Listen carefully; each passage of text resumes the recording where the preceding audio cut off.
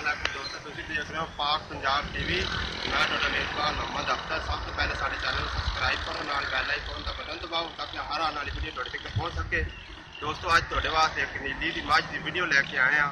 Cameraman साहब जरा दिखाओ, अच्छी तरह दिखाओ चाचा भी।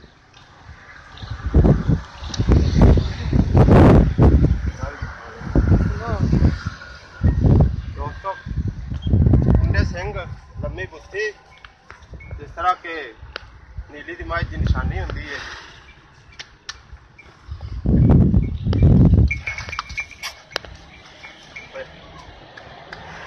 पिछों दिखा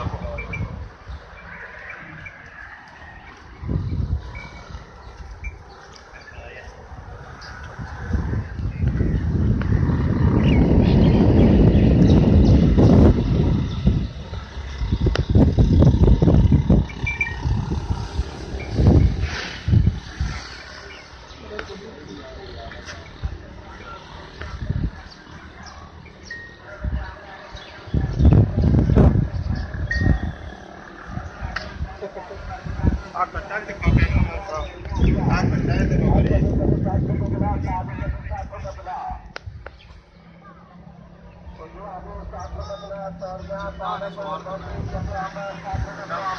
कट्टा दिखाओ, बड़ा दूर आगे आगे पार्क आगे गाजरा दिया सुखा गंडे आगा लाल टमाटर आगा प्यारे दिया फलियां राजिया फलियां देसी तोरियां सुखा गंडे बाग में आगा बड़ा बढ़िया मेरा दोस्तों आगे आपको आज के मालिक को काफन दसदा है।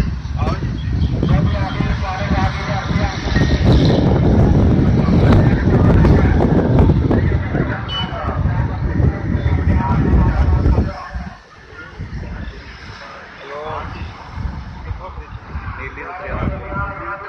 भाईजान खरीदी इन्होंने तो मोलने में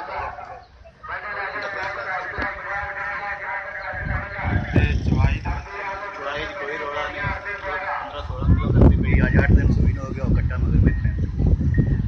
दोस्तों 3 लाख रुपया कीमत इनकी ते 16 किलो दुध पाई हुए कह रहे हैं। तुहानू चवा के दिखावांगे चवाई दे नाल ते मिलने दोस्तों अगली वीडियो च। ते साडा नंबर लग्या डिस्क्रिप्शन दे विच, उहदे नाल साडे नाल राबता कर सकदे। अल्लाह।